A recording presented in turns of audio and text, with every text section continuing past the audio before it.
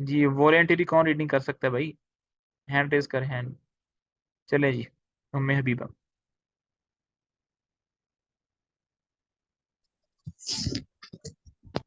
अस्सलाम वालेकुम रहमतुल्लाहि व बरकातहू। जी वालेकुम सर सलाम। हज़रत हुसैन से पढ़ना है। यहाँ से हजरत हुसैन के पास मक्का में। हज़रत हुसैन रज़ी अल्लाह अन्हु के पास मक्का में इस मज़मून के खतूत मुसलसल पहुँचने शुरू हुए तो उन्होंने अपने चचाजाद भाई मुस्लिम बिन अकील को बुलाया। ये मुस्लिम बिन अकील बिन तालिब के बेटे हैं जो हज़रत अमीर माविया रज़ी अल्लाह अन्हु के मसाइब हास और मशीरे बिलहास इखलास थे। और फरमाया कि तुम मेरे नायब बिन बन कर कुफा में जाओ, पोशीदा तौर पर जाओ, पोशीदा तौर पर कुफा में रहो और मेरे नाम पर लोगों से पोशीदा तौर पर बैत लो। जो लोग तुम्हारे हाथ पर बैत करें इनकी तादाद और हाथ हाथ के नाम हाथ में लिख कर मेरे पास रवाना करो। तुम अपने आप को पिन्हा रखने की बहुत कोशिश करो और लोगों को जो बैत में दाखिल हो जाएं समझाओ कि जब तक मैं वहां ना पहुंचूं हरगिज लड़ाई ना करें। हाँ मुस्लिम एक मिनट, नहायत एक मिनट, एहतियात हाँ के एक साथ मिनट, कि अब्दुल एक मिनट। तो जब वो खत पहुंचना शुरू हुए तो हजरत हुसैन ने अपने कजन को मुस्लिम बिन अकील को भेजा कि जाओ जरा चेक करके आओ कि ये खत सच्चे भी हैं, फेक तो नहीं है, झूठे तो नहीं है। क्योंकि कूफा वालों के बारे में मशहूर था कि वो लोग जो है ना बहुत ज्यादा जल्दी रंग बदल लेते हैं। तो बेसिकली मुस्लिम बिन अकील को हजरत हुसैन ने क्या करने के लिए भेजा? चेक करने के लिए भेजा कि जाओ मेरी तरफ से कूफा में जाओ, छुप कर रहना वहां पर और देखना कि कितने लोग मेरे साथ हैं और उनकी रिपोर्ट मुझे भेजो। चलें जी आगे। मुस्लिम निहायत एहतियात के साथ। मुस्लिम नहायत एहतियात के साथ कि अब्दुल्ला बिन जुबैर रज़ी अल्लाह अन्हु को इत्तला न हो सके मक्का से रवाना हुए। रास्ते में उन्होंने कुछ सोचा और एक खत हुसैन रज़ी अल्लाह अन्हु को लिखा कि मुझको इसका अंजाम कुछ अच्छा मालूम नहीं होता। आप मुझको माफ़ रखिए और बजाय मेरे किसी दूसरे शख्स को कूफा की तरफ भेजें। लेकिन हुसैन रज़ी अल्लाह अन्हु ने इसको खत लिखा कि तुम बुज़दिली का इजहार ना करो और तुम ही कूफा में जाओ। चनाचा मुस्लिम बिन अकील रवाना हुए और कूफा में पहुंच कर मुख्तार बिन उबैदा के मकान पर उतरे। इसी वक्त ये खबर शियान मिली में फैल गई। लोग जोग दर जोग आ गए हो गए। पहले ही दिन 12,000 आदमियों ने बैत की। मुस्लिम ने हजरत हुसैन रज़ी अल्लाह अन्हु के नाम अपने बहरियत पहुंचने और लोगों के बैत करने का हाल लिखा और इनको इतला दी कि पहले दिन 12,000 आदमी बैत में दाखिल हुए हैं, जिसमें सुल्तान बिन सरद, मसेब बिन नाजिया, रकात बिन शदाद और हानी बिन उर्वा भी शामिल हैं। जब अब आएंगे और एलानिया बैत लेना शुरू करेंगे तो लाखों आदमी बैत में दाखिल हो जाएंगे। ये हज हुसैन रज़ी अल्लाह अन्हु के पास कैसो अब्दुर्रहमान शख्स लेकर रवाना हुए। हुसैन रज़ी अल्लाह अन्हु इस हाथ को पढ़कर बहुत खुश हुए और दोनों नामा ब्रू को फौरन वापस कर दिया और कहला भिजवाया कि मैं बहुत जल्द कूफा पहुंचता हूँ। अब हज़रत हुसैन रज़ी अल्लाह अन्हु ने ख्याल करके कि बसरा में हज़रत अली रज़ी अल्लाह अन्हु के गिरोह की काफ़ी तादाद मौजूद है, आपने एक मोतद ख्वाफिफ बिन मालिक के दूसरे शुरफा बसरा के नाम खतूत देकर बसरा की तरफ जानिब रवाना किया। इन खतूत में लिखा था कि आपको मेरे हाथ में बैत करनी चाहिए और फौरन कुफा पहुंच जाना चाहिए। हाँ एक मिनट, अब यहाँ पर सिनेरियो क्या हुआ कि मुस्लिम बिन अकील वहां पर गए कूफा में। वहां जाकर उन्होंने खुफिया तौर पर देखा कि हजरत हुसैन को कितने लोग मानने वाले हैं। तो 12,000 के करीब लोग तैयार हो गए। ये एक अच्छी पॉजिटिव रिपोर्ट थी। उन्होंने रिपोर्ट तैयार करके हजरत हुसैन को मदीना पहुंचा कि भाई यहाँ पर बहुत सारे लोग हैं जो कि 12,000 है, उन्होंने छुप कर मेरे हाथ पर बैत कर ली है आपके लिए। तो आप कूफा आ जाएं। तो जब आप आएंगे कूफा, खुद आएंगे तो और भी लोग आ जाएंगे। तो हजरत हुसैन इस बात से बहुत खुश हुए। साथ ही उन्होंने ये कहा कि कूफा के साथ एक और बड़ा शहर था बसरा। तो कहा कि चलो कूफा में तो हम मुतमिन हो गए हैं कि कूफा में हमारे लोग मौजूद हैं, तो बसरा को भी चेक कर लेना चाहिए। तो एक आदमी अहनफ बिन मालिक को बसरा की तरफ रवाना कर दिया कि वहां पर भी कहा कि तुम लोग भी मेरी बैत करो और कूफा पहुंच जाओ। तो बेसिकली हजरत हुसैन क्या कर रहे हैं, जो उनको लोग सपोर्ट कर रहे हैं उनको जमा करके कूफा पहुंचाना चाहते हैं। फिर क्या हुआ जी कूफा में?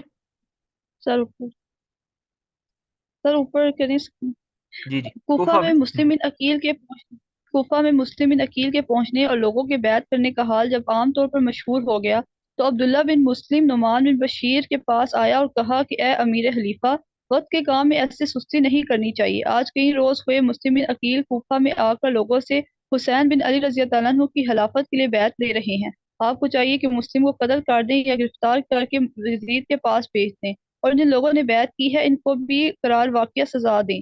नुमान बिन बशीर रज़ी अल्लाह अन्हु ने कहा कि ये लोग जिस काम को मुझसे छुपा कर रहे हैं मैं इनको अब आश्कार आश्कार करना मुनासिब नहीं समझता। जब तक ये लोग मुकाबले के लिए ना निकलेंगे میں ان پر حملہ نہ کروں گا۔ عبداللہ یہ جواب سن کر باہر آیا اور اسی وقت یزید کو ایک خط لکھا کہ مسلم بن عقیل کوفہ میں آ کر حسین بن علی رضی اللہ عنہ کی خلافت کے لیے بیعت لے رہے ہیں اور لوگ ان کے ہاتھ پر کثرت سے بیعت کر رہے ہیں۔ حسین بن علی رضی اللہ عنہ کے آنے کی بھی خبر ہے۔ نعمان رضی اللہ عنہ اس معاملے میں بڑی کمزوری دکھا رہے ہیں۔ آپ اگر ولایت کوفہ کو اپنے قبضے میں رکھنا چاہتے ہیں تو کسی زبردست گورنر کو فوراً کوفہ میں بھیجیں تاکہ وہ آ کر مسلم کو گرفتار کرے اور لوگوں سے بیعت خزا کرائے اور حسن بن علی رضی اللہ عنہ کو کوفہ میں داخل ہونے سے روکے، اور اس کام میں اگر دیر ہوئی تو آپ کوفہ کو اپنے قبضے سے نکلا ہوا سمجھے۔ اسی مضمون کے خطوط امارت بن عقبہ اور ابی معید نے بھی یزید کے نام روانہ کیے۔ ان خطوط کو پڑھ کر یزید بہت پریشان فکرمند ہوا۔ سرجون نامی حضرت امیر معاویہ رضی اللہ عنہ کا ایک آزاد کردہ غلام تھا۔ حضرت امیر معاویہ رضی اللہ عنہ بھی بعض پیچیدہ باتوں اور اہم معاملات میں اس سے مشورہ لیا کرتے تھے اور اس کے مشورے سے فائدہ اٹھایا کرتے تھے۔ یزید نے اس کو بلایا اور عبداللہ کا ہاتھ دکھا کر مشورہ طلب کیا۔ اس جگہ جملہ مترجہ کے طور پر یہ بات قابل تذکرہ ہے کہ یزید ہمیشہ زیاد بن ابی سفیان سے ناراض رہتا تھا۔ زیاد کے بعد وہ عبید اللہ بن زیاد سے بھی بہت ناخوش تھا۔ عبید اللہ بن زیاد کو امیر معاویہ رضی اللہ عنہ نے بصرہ کا حاکم مقرر فرمایا تھا۔ یزید ارادہ کر رہا تھا کہ بصرہ کی حکومت سے عبید اللہ بن زیاد کو معزول کر کے اور کسی دوسرے شخص کو بصرہ کا حاکم بنائے۔ اب کوفہ سے یہ وحشت ناک خبریں آنے پر یزید نے جب امیر معاویہ رضی اللہ عنہ کے آزاد کردہ غلام سے مشورہ طلب کیا تو اس نے عرض کیا کہ اس وقت عراق آپ کے قبضے سے نکلا چاہتا ہے۔ اگر آپ عراق کو بچانا چاہتے ہیں تو عبید اللہ بن زیاد کے سوا کسی دوسرے شخص آپ کی مدد نہیں کر سکتا۔ میں جانتا ہوں کہ آپ کو یہ میرا مشورہ ناگوار گزرے گا، مگر عبید اللہ بن زیاد کے علاوہ کے سوا کس شخص کو بھی آپ کوفہ کی حکومت پر بھیجیں گے وہ کوفہ کو بچانے میں کامیاب نہ ہو سکے گا۔ ساتھ ہی میرا مشورہ یہ بھی ہے کہ جس طرح حضرت امیر معاویہ رضی اللہ عنہ نے عبید اللہ کے باپ زیاد کو بصرہ کوفہ دونوں ولایتوں کی حکومت سپرد کر رکھی تھی، اسی طرح آپ بھی عبید اللہ کو بصرہ کوفہ دونوں ولایتیں سپرد کر دیں۔ بصرہ کے لیے کسی دوسرے حاکم کو انتخاب کرنے کی ضرورت نہیں۔ یزید نے سن کر تھوڑی دیر تأمل کیا، پھر فوراً عبید اللہ بن زیاد کے نام حکم نامہ لکھا۔ ہم نے بصرہ کے ساتھ کوفہ کی ولایت بھی تم کو سپرد کی، اب تم کو چاہیے کہ اس حکم کے پہنچتے ہی بصرہ میں کسی کو اپنا نائب بنا کر چھوڑ دو اور خود بلا توقف کوفہ میں پہنچو۔ وہاں مسلم بن عقیل آئے ہوئے ہیں اور حسین کے لیے بیعت لے رہے ہیں، ان کو پکڑ کر قید یا قتل کرو، اور جن لوگوں سے ان کی بیعت کی ہے ان کو بھی اگر فسا بیعت سے انکار کرے تو تلوار کی گاد اتار دو اور اس قسم کے ہر ایک خطے کا بندوبست کر دو۔ عبید اللہ بن زیاد کو یقین تھا کہ یزید مجھ کو بصرہ کی حکومت سے معزول اور برطرف کیے بغیر نہ رہے گا۔ اس کو پڑھ کر وہ حیران رہ گیا، پھر خوش بھی ہوا اور رنجیدہ بھی، کیونکہ اس حکم کے پڑھنے سے اس کے دل میں خطرہ بھی پیدا ہوا تھا کہ یزید اس بہانے سے مجھ کو بصرہ سے نکالنا چاہتا ہے۔ تاہم اس نے اس حکم کی تعمیل کو مناسب سمجھا اور اپنے بھائی عثمان بن زیاد کو بصرہ میں اپنا قائم مقام مقرر کر کے خود اگلے دن کوفہ کی طرف روانہ ہونے کا عزم کیا۔ اتنے میں منظر بن الحارث ان کے پاس دوڑتا ہوا آیا اور کہا کہ حسین بن علی رضی اللہ عنہ کا پرستادہ ایک شخص آیا ہے اور آپ سے چھپا کر ایک خفیہ طور پر لوگوں سے حسین کے لیے بیعت لے رہا ہے۔ عبداللہ بن زیاد نے یہ سن کر اسی رات میں دھوکے سے حضرت حسین رضی اللہ عنہ کے قاصد کو گرفتار کر لیا اور اگلے دن لوگوں کو جمع کر کے ایک تقریر کی اور کہا، حسین بن علی رضی اللہ عنہ کا ایک قاصد بصرہ میں آیا ہے اور بہت سے لوگوں کے نام خطوط لایا ہے۔ میں نے اس قاصد کو گرفتار کر لیا ہے۔ بصرہ میں جن جن لوگوں کے نام خطوط یا پیغام لایا ہے میں نے سب کے نام اس سے دریافت کر لیے ہیں، اور جن جن لوگوں نے بیعت اس کے ہاتھ پر کی ہے ان کی فہرست بھی تیار کر لی ہے۔ اب لوگوں کو معلوم ہے کہ زیاد بن ابی سفیان کا بیٹا ہوں، کہ میں زیاد بن ابی سفیان کا بیٹا ہوں۔ مسلم بن عقیل کوفہ میں آئے ہوئے ہیں اور اب کوفہ کو جا رہا ہوں۔ وہاں مسلم بن عقیل اور جن لوگوں نے اس کے ہاتھ میں بیعت کی ہے سب کو قتل کر ڈالوں گا، اور اگر تمام کوفہ بیعت کر چکا ہے تو ایک شخص بھی وہاں زندہ نہ چھوڑوں گا۔ تمہارے ساتھ اس وقت یہ رعایت کرتا ہوں کہ حسین بن علی رضی اللہ عنہ کے قاصد کے اور کسی اور کو کچھ نہیں کہتا، لیکن یہاں سے میرے جانے کے بعد اگر کسی نے ذرا بھی کان ہلایا تو پھر اس کی خیر نہ ہوگی۔ یہ کہہ کر حسین رضی اللہ عنہ کے قاصد کو بلوایا اور اس کو تمام مجمع کے روبرو قتل کروا دیا۔ کسی نے اف تک نہ کی۔ اس کارروائی کے بعد مطمئن ہو کر وہ کوفہ کی طرف روانہ ہوا۔ حضرت حسین رضی اللہ عنہ مکہ مکرمہ میں بیٹھے ہوئے یہ خیال کر رہے تھے کہ بصرہ میں بھی تمام نام پر بھی ہمارے نام پر بیعت ہو رہی ہوگی، لیکن یہاں اس کا پرستادہ قتل کیا جا رہا ہے۔ عبید اللہ بن زیاد نے حادثہ کے مقام پر پہنچ کر اپنی رکابی فوج کو وہیں چھوڑا اور خود اپنے باپ کے آزاد کردہ غلام کے ساتھ ایک اونٹ پر سوار ہو کر کوفہ کی جانب تیز رفتاری سے روانہ ہو کر मगरिब और इशा के दरमियान कूफा में दाखिल हुआ। उबैदुल्लाह बिन ज़ियाद ने उमामा हिजाजियों की वजह का बंदा रखा था। यहाँ लोगों को हजरत हुसैन की आमद का इंतजार था।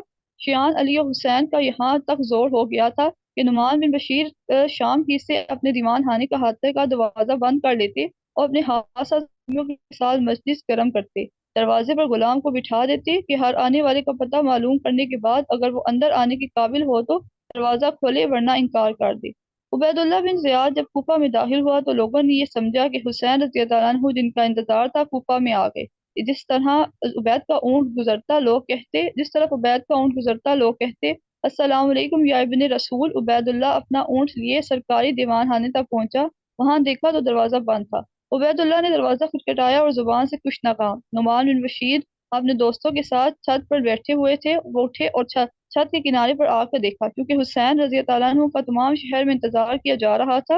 उबैदुल्लाह को यही समझे कि हुसैन रजी अल्लाह अन्हु आ गए हैं। चुनांचे उन्होंने ऊपर ही से कहा कि ऐ इब्ने रसूल आप वापस चले जाइए और फितना बर्पा ना कीजिए। यजीद हरगिज कूफा आपको ना देगा। नुमान के दोस्तों ने जो छत पर बैठे थे नुमान से कहा कि हुसैन रजी अल्लाह अन्हु के साथ इतनी बेवड़ती ना कीजिए। कम अज़ कम दरवाजा खोलकर इनको अंदर तो आने दीजिए क्योंकि वो सफर से आ रहे हैं और सीधे आपके पास मेहमान बनकर आए हैं। नुमान ने कहा कि मैं इनको पसंद नहीं करता कि लोगों को ये कहने का मौका मिले कि नुमान के अहद हुकूमत में कुफा के अंदर हुसैन कत्ल किए गए। उबैदुल्लाह ने अपना नाम उमामा उतारा और कहा कि कम बहुत दरवाजा तो खोल। उबैदुल्लाह की आवाज़ सुनकर लोगों ने इसको पहचाना। दरवाजा खोला, सब इधर उधर मुंतशिर हो गए। उबैदुल्लाह अंदर दाखिल हुआ और थोड़ी ही देर के बाद उबैदुल्लाह का लश्कर कूफा में दाखिल होना शुरू हुआ जिसको पीछे छोड़ आया था। इसी वक्त मुस्लिम बिन अकील को खबर पहुंची कि इब्ने ज़ियाद मआ लश्कर आ गया है और जिस मकाम में मुकीम है लोगों को आम तौर पर इसका इल्म था और इसे छोड़ दिया और हानि बिन उर्वा के मकाम में जाकर पनाह गुज़ीर हुए। इस वक्त अब मुस्लिम के हाथ पर बैत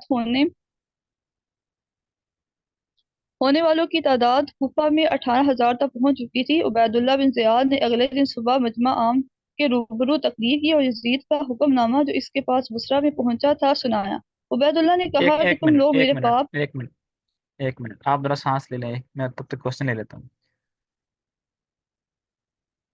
अच्छा, साथ साथ समराइज भी करता जाऊँ। समराइज तो हजरत हुसैन ने जो है कूफा के अंदर भी भेजा मुस्लिम बिन अकील को, और बसरा के अंदर भी अपने एक कासिद को भेजा। वहां पर एक मिनट, उम्मे हबीबा आप थक तो नहीं गई?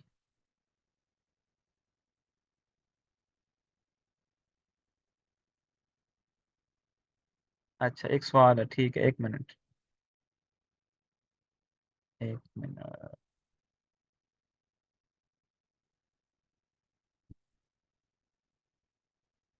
जी, क्या जी क्वेश्चन है आपका? म्यूट सर, कर रहा हूँ। आवाज आ रही है आपको? अच्छा, तो खलीफा होता है वो पूरी उम्मत।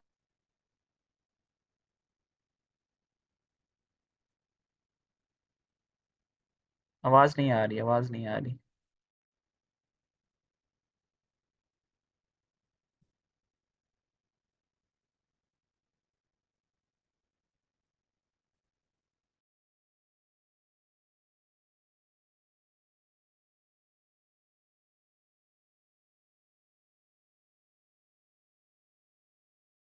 जी सर, अब बताइएगा, आवाज आ रही है?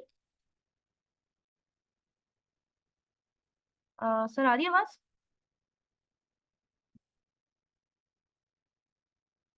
हम्म, जी, आवाज आ रही है। अच्छा अच्छा, सही। अच्छा सर, मैं ये कह रही हूँ कि सर जो खलीफा होता है वो तो पूरी उम्मत का एक खलीफा होता है ना, ठीक है? जैसे कि यजीद जी। उस वक्त दिमाश्क में आप कह रहे हैं कि खलीफा तो पूरी उम्मत का खलीफा था, ऐसा ही है ना? हम्म। तो सर अब जो कूफा वाले चाह रहे थे कि हजरत हुसैन खलीफा बने, ठीक है? तो अब इसमें तो सर फिर जरूरी तो नहीं था ना हजरत हुसैन रजी अल्लाह तआला अन्हु को कि वो कूफा जाएं और फिर ही खलीफा, वो मदीना में रहते हुए भी तो खलीफा बन सकते थे ना? कि चलो भाई, एक इख्तिलाफ आ गया उम्मत में, उसको रिजॉल्व करते हैं, तहरीक चलेगी, सब कुछ। कूफा विजिट करना उनका क्यों जरूरी था? क्योंकि बैत तो आप अलग अलग मतलब एक ही खलीफा पूरी उम्मत का है तो वो दूर से भी ले सकता है ना बैत। जैसे अपने रिप्रेजेंटेटिव जाते हैं, वो गए क्यों? जाना क्यों हाँ जरूरी था उनका? हाँ, देखें, जो यजीद था वो मुसलमानों का खलीफा तो था, लेकिन वो उनका पसंदीदा खलीफा नहीं था। लोगों ने ना चाहते हुए उनको खलीफा बनाया था। ठीक है। दूसरी बात ये है कि हजरत हजरत हुसैन कूफा में क्यों गए थे? उस वजह से गए थे कि हजरत अली रजी अल्लाह तआला अन्हु ने अपने ज़माने खिलाफत में कूफा को अपना हेड क्वार्टर बनाया था, और इस वजह से हजरत अली के चाहने वाले, उनकी ज़्यादा तादाद कूफा में थी।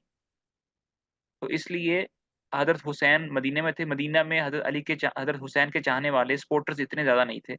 इस वजह से वो गए वहाँ से कूफा की तरफ, ताकि वहाँ पर मुझे ज़्यादा सपोर्ट मिल सके। अच्छा, सही हाँ, सही सही। अभी आगे आएगा कि जब वो उन्होंने सफ़र किया कूफा की तरफ, तो सहाबा जो मदीने के अंदर थे, अब्दुल्ला बिन अब्बास वगैरह, उन्होंने इतना रोका कि भई आप कूफा मत जाएँ, आप कूफा मत जाएँ, क्योंकि कूफा वालों ने ही हज़रत अली को शहीद किया था, और कूफा वालों ने ही हज़रत हुसैन के बड़े भाई हसन को, बाज़ रिवायत में आता है कि ज़हर दिया था।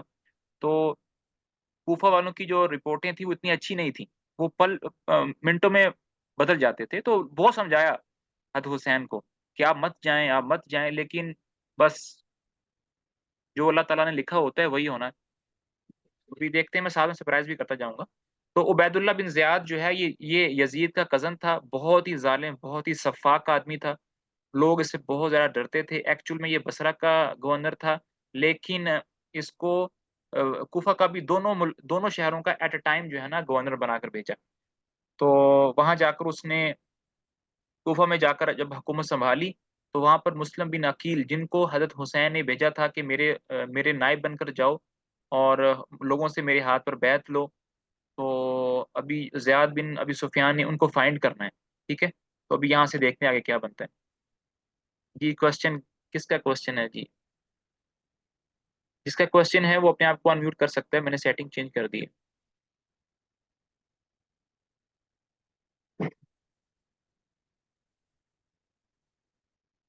चलें, 1 मिनट। जी, हुमा आगे पढ़िए आप। उबैदुल्लाह ने अब वो खत पढ़ के सुनाया। अब जो वो है ना, उबैदुल्लाह बिन ज़ियाद ने यज़ीद का खत पढ़ के सुनाया। ये कौन पढ़ेगा?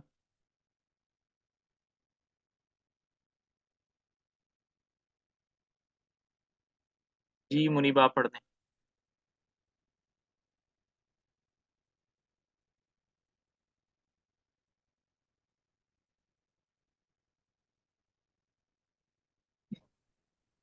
अस्सलाम वालेकुम। जी सर, पढ़िए। खत पढ़ के जी सुनाया। उबैदुल्लाह ने कहा, तुम जी लोग जी तुम लोग मेरे बाप ज़ियाद बिन अबी सफियान को खूब जानने और तुमको मालूम है कि वो किस किस्म की सियासत बरतने के आदी थे। मुझ में अपने बाप की तमाम आदात मौजूद हैं। तुम लोग मुझसे भी खूब वाकिफ हो और मैं भी तुम्हारे एक एक शख्स का नाम जानता हूँ और हर एक घर का मोहल्ला और हर एक का घर और मोहल्ला पहचानता हूँ। मुझसे तुमको कोई चीज छुपा नहीं सकते। मैं ये नहीं चाहता कि कूफा में खून के दरिया बहाऊं और तुमको कत्ल करूं। मुझको मालूम है कि तुमने हुसैन बिन अली रजी ताला अन्हो के लिए मुस्लिम बिन अकील के हाथ पर बैत कर ली है। मैं तुम सबको अमान देता हूँ और इस शर्त पर कि तुम इस बैत से रजू कर लो और जो शख्स बगावत पर आमादा है इसको कोई शख्स अपने मकान में पनाह ना दे, वरना हर एक को पनाह दहिंदा को इसी के दरवाजे पर कत्ल किया जाएगा। इस तकरीर के बाद उबैदुल्लाह ने मुस्लिम बिन अकील का पता दरियाफ्त किया कि वो किस जगह है। किसी ने पता ना बताया। आखिर उबैदुल्लाह को अपने जासूसों के जरिए मालूम हुआ कि वो हानि बिन उर्वा के मकान में छुपे हुए हैं। उबैदुल्लाह ने मुअक्किल नामी एक शख्स को, जो तमीम के आजाद करदा गुलामों में से था, उसको कूफा में कोई ने भी नहीं पहचानता था, लाकर ने 3,000 दरहम को कहा कि फला मोहल्ले में हानि बिन उर्वा के मकान आओ। जब हानि बिन उर्वा से मुलाकात हो जाए तो इससे कहो कि मुझको आपसे तन्हाई में कुछ कहना है। जब तन्हाई में पहुंचो तो हानि से कहो कि मुझको बसरा के फला फला शख्सों ने भेजा है और 3,000 दरहम दिए हैं कि कूफा में जाकर मुस्लिम बिन अकील के पास पहुंचा दो। इनसे कहो कि हमारे पास मक्का से हुसैन रज़ी तआला अन्हु का खत आया है। उन्होंने हमको लिखा है कि तुम फलाह तारीख को कूफा पहुंच जाओ। इसी तारीख हुसैन रज़ी तआला अन्हु भी कूफा पहुंचेंगे। आप बिल्कुल मुतमईन रहे, हम सब तारीख मुकर्ररा हुसैन रज़ी तआला अन्हु के साथ दाखिल होंगे। ये 3,000 दरहम अपनी जरूरियात में से सर्फ करो और हमारी तरफ से बतौर हदिया कबूल करो। लिहाजा आप मुझको मुस्लिम बिन अकील के पास पहुंचा दीजिए ताकि मैं तमाम पैगामात और ये रुपया इनकी खिदमत में पहुंचा दूं और फौरन कूफा से चला जाऊं, क्योंकि उबैदुल्लाह बिन ज़ियाद आ गया है, वो मुझको पहचानता है। ایسا نہ ہو کہ میں گرفتار ہو جاؤں۔ موکل 3000 درہم کی تھیلی لے کر ہانی کے پاس پہنچا۔ وہ مکان کے دروازے پر بیٹھا تھا۔ موکل کی باتیں سن کر فوراً مسلم بن عقیل کے پاس لے گیا۔ مسلم بن عقیل نے خوش ہو کر وہ تھیلی لے لی اور پیغامات سن کر موکل کو رخصت کر دیا۔ موکل وہاں سے چل کر سیدھا عبید اللہ کے پاس پہنچا اور کہا کہ میں تھیلی مسلم بن عقیل کو دے آیا ہوں اور خود ان سے باتیں کی ہیں، وہ ہانی کے مکان میں موجود ہیں۔ عبید اللہ بن زیاد نے ہانی بن ہاں ایک عروہ منٹ کو ایک بلا منٹ کر پوچھا۔ تو بیسیکلی یہ عبید اللہ بن زیاد کی ایک چال تھی، اس نے ایک جاسوس چھوڑا تھا کہ وہ لوکیٹ کر سکے کہ مسلم بن عقیل کس کے مکان پر ہیں، تو انہوں مطلب یہ چیز یوز کی۔ تو ابھی عبید اللہ بن زیاد کو پتہ چل چکا ہے کہ مسلم بن عقیل جو ہے نا وہ ہانی بن عروہ کے مکان پر موجود ہے، تو بیسیکلی یہ ان کی ایک چال تھی پتہ کر سکیں۔ جی عبید اللہ بن زیاد نے عبید اللہ بن زیاد نے ہانی بن عروہ کو بلا کر پوچھا کہ مسلم کہاں ہے؟ ہانی نے لا علمی بیان کی۔ عبید اللہ نے موکل کو بلوا کر سب کے سامنے اس کا بیان سنوایا۔ ہانی شرمندہ ہو کر کہنے لگا کہ ہاں میرے پاس مسلم بن عقیل پناہ گزین ہیں، لیکن میں اپنی یہ بے عزتی برداشت نہیں کر سکتا کہ اب ان کو آپ کے سپرد کر دوں۔ عبید اللہ نے ہانی کو وہیں گرفتار کر لیا۔ شہر میں یہ خبر مشہور ہوئی کہ ہانی کو عبید اللہ نے قتل کر دیا ہے۔ ہانی بن عروہ کے گھر کی عورتیں سن کر رونے لگی۔ مسلم بن عقیل نے جب یہ صورت دیکھی تو وہ ضبط نہ کر سکے اور فوراً شمشیر بدست ہانی کے گھر سے نکل کر ان لوگوں کو آواز دی جنہوں نے مسلم کے ہاتھ پر بیعت کی تھی۔ 18,000 میں صرف 4,000 آدمی ان کے گرد جمع ہوئے۔ مسلم باقیوں کو بھی بلایا، لیکن ہر ایک نے جواب دیا کہ ہم سے تو یہ بیعت کے وقت اقرار لیا گیا ہے کہ جب تک حسین رضی اللہ عنہ نہ آ جائیں کسی سے جنگ نہ کریں، ان کے آنے تک آپ کو بھی صبر کرنا چاہیے۔ مسلم بن عقیل چونکہ اب باہر آ چکے تھے لہٰذا دوبارہ نہیں چھپ سکتے تھے۔ انہیں 4,000 آدمیوں کو لے کر مسلم بن عقیل نے عبید اللہ بن زیاد کا محاصرہ کیا۔ اس وقت عبید اللہ دارالامارہ میں 30,000 آدمیوں کے ساتھ تھا۔ چھتوں پر چڑھ کر محاصرین پر تیروں کی بارش شروع کی۔ مسلم کے ہمراہیوں کو ان کے رشتہ داروں اور دوستوں نے آ کر سمجھانا شروع کیا کہ اپنے آپ کو کیوں ہلاکت میں ڈالتے ہو۔ غرض رفتہ رفتہ سب جدا ہو گئے اور مسلم بن عقیل کے ساتھ صرف 30-40 آدمی رہ گئے۔ مسلم بن عقیل اور ہانی کا قتل۔ اس حالت میں مسلم بن عقیل وہاں سے بھاگے اور اہل کوفہ میں سے کسی شخص کے گھر میں پناہ گزین ہوئے۔ عبید اللہ بن زیاد نے عمرو بن جریر مخرومی کو ان کی گرفتاری کے لیے بھیجا۔ مسلم بن عقیل نے کوئی مفر نہ دیکھ کر تلوار کھینچی، لیکن عمرو بن جریر نے کہا کہ آپ اپنی جان ناحق کیوں ضائع کرتے ہیں؟ آپ اپنے آپ کو میرے سپرد کر دیں، میں اپنی ذمہ داری پر آپ کو امیر عبید اللہ بن زیاد کے پاس لے چلتا ہوں اور وعدہ کرتا ہوں کہ اس سے آپ کی جان بخشی کرا دوں گا۔ مسلم بن عقیل نے تلوار ہاتھ سے رکھ کر اپنا ہاتھ اس کے ہاتھ میں دے دیا۔ وہ مسلم کو عبید اللہ کے پاس لے گیا۔ عبید اللہ نے مسلم کو بھی اسی کمرے میں قید کر دیا جس میں ہانی بن عروہ پہلے سے قید تھے۔ اگلے روز بیعت کرنے والوں میں سے 10,000 آدمی جمع ہوئے اور عبید اللہ بن زیاد کے مکان کو جا کر گھیر لیا اور مسلم اور ہانی دونوں کی رہائی کا مطالبہ کیا کہ اگر رضامندی سے دونوں کو رہا کر دو تو بہت اچھا ہے، نہیں تو ہم زبردستی چھین کر لے جائیں گے۔ عبید اللہ بن زیاد نے اپنے آدمی کو حکم دیا کہ چھت پر لے جا کر مسلم اور ہانی دونوں کو ان لوگوں کے سامنے قتل کر دو۔ چونکہ دونوں کو قتل کر دیا گیا، یہ دیکھ کر سب کے سب منتشر ہو گئے، گویا وہ ان دونوں کو قتل ہی کرانے آئے تھے۔ عبید اللہ نے حکم دیا کہ محل کا دروازہ کھول دیں، ان دونوں کے جسموں کو دار پر لٹکا دیں اور سروں کو یزید کے پاس دمشق میں لے جائیں۔ یزید نے عبید اللہ کو لکھا، حسین رضی اللہ تعالیٰ عنہ مکہ سے روانہ ہو چکے ہیں اور بہت جلد کوفہ پہنچنے والے ہیں۔ تم اچھی طرح اپنی حفاظت کرو اور فوجیں متعین کر دو کہ وہ حسین رضی اللہ عنہ کو پہلے ہی راستہ میں روکتے ہیں اور کوفہ تک نہ پہنچنے دیں۔ حسین ہاں رضی اللہ عنہ کی مکہ سے روانگی۔ یہاں پر جب مسلم بن عقیل کو انہوں نے قتل کر دیا تو عبید اللہ بن زیاد نے نا کوفہ کے جتنے بھی راستے تھے بند کر دیے کہ نہ باہر سے کوفہ کے اندر کوئی آ سکتا تھا، نہ اندر سے کوفہ کے باہر کوئی جا سکتا تھا، جس کی وجہ سے نا ایک کمیونیکیشن گیپ بن گیا حضرت حسین کے درمیان اور کوفہ والوں کے درمیان۔ حسین رضی اللہ تعالیٰ یہ سمجھ رہے ہیں کہ مسلم بن عقیل وہاں پر ہیں، 12 سے 18,000 لوگ میرے ہاتھ پر بیعت لیے ہوئے ہیں اور وہ اسی اعتماد میں مکہ سے آ رہے تھے۔ لیکن ایکچول میں کیا ہوا تھا؟ ایکچول میں پورے کا پورا جو سینیریو ہے، وہ جو حالات ہیں وہ بدل چکے تھے کہ مسلم بن عقیل ہیں وہ قتل ہو گئے ہیں، وہ جو 18,000 لوگ ہیں وہ تتر بتر ہو گئے ہیں، وہاں پر تو کوئی میرے سپورٹر ہی نہیں ہے۔ یہ خبر ان کو ابھی نہیں پہنچی تھی۔ اگر ان کو پتہ چل جاتی تو ظاہری بات ہے وہ مکہ سے نہ نکلتے، لیکن یہ خبر پہنچنے نہیں پائی کیونکہ عبید اللہ بن زیاد نے سارے کے سارے راستے کوفہ کو جانے والے بند کر دیے تھے، جس کی وجہ سے یہ بات ان کو نہیں پہنچی۔ اب حسین رضی اللہ کہیں تعالیٰ عنہ جو ہے وہاں سے کہیں پہ لکھا ہوا تھا کہ ان کو یہ لیٹر راستے میں ملا تھا، لیکن انہوں نے اس پہ نہیں، پھر وہ چل چکے تھے، اتنا زیادہ قریب ہو چکے کہ پھر انہوں نے اپنے اس پہ واپس مطلب نہیں ہوئے۔ ہاں یہ وہ تو لکھا تھا بالکل کتاب میں۔ بالکل کوفہ پہنچ گئے تھے اور وہاں پر گر چکے تھے نا، واپسی کا جگہ نہیں تھی ان کے لیے۔ اچھا ہاں وہ بالکل یعنی کہ صحیح۔ جیسے کہتے ہیں نا تیر کمان سے نکل چکا تھا تب تو۔ बिल्कुल करीब, हाँ जी, हाँ बिल्कुल करीब आ गए थे। अच्छा, फिर अब यहाँ से थोड़ा समराइज करते हैं कि हुसैन रजी अल्लाह तआला अन्हु मक्का से निकले हैं, इनके जहन में यही है कि मेरी वहाँ पर बहुत बड़ी एक जमीयत कायम है।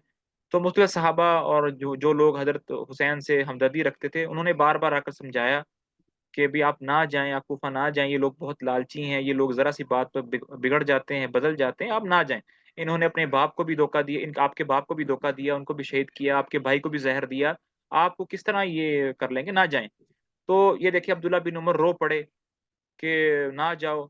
और फिर अब्दुल्ला बिन अब्बास, एक रवायत में आता है कि वो तो उनकी सवारी के ऊपर आकर लेट गए, आगे आके लेट गए कि मैं तुम्हें नहीं जाने दूंगा, लेकिन बस अल्लाह ताला को जो भी मंजूर था।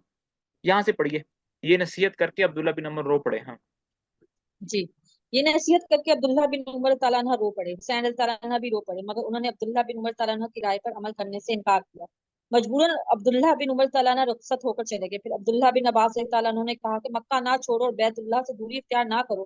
तुम्हारे वालिद मोहतरम ने मक्का और मदीना को छोड़कर कूफा को तरजीह दी थी, मगर तुमने देखा कि इनके साथ कूफा वालों ने किस किस्म का सलूक किया, यहाँ तक कि इनको शहीद ही करके छोड़ा। तुम्हारे भाई हसन रज़ी तआला अन्हु को भी कूफियों ने लूटा, कत्ल करना चाहा, आखिर जहर देकर मार ही डाला। अब तुमको इन पर हरगिज एतबार ना करना चाहिए, ना इनकी बैत पर और कसम का भी कोई भरोसा ना है, ना इनके खतूत और पैगामात काबिल एतमाद हैं। इब्ने अब्बास ताला अन्हु से ये बातें सुनकर हजरत हुसैन ताला अन्हु ने फरमाया कि आप जो कुछ फरमाते हैं सब दुरुस्त है, लेकिन मुस्लिम बिन अकील का खत आ गया है, 12,000 आदमी इसके हाथ पर बैत कर चुके हैं और इससे पहले शुरफाए कूफा के 150 खतूत मेरे पास आ चुके हैं। अब कोई खतरे की बात नहीं है, मेरा वहां जाना ही मुनासिब है। अब्दुल्ला बिन अब्बास ताला अन्हु ने ये जवाब सुनकर कहा कि अच्छा, कम अज कम इस जुल्हज्जा के महीने को खत्म और नए साल को शुरू हो लेने दो, फिर अज़म सफर करना।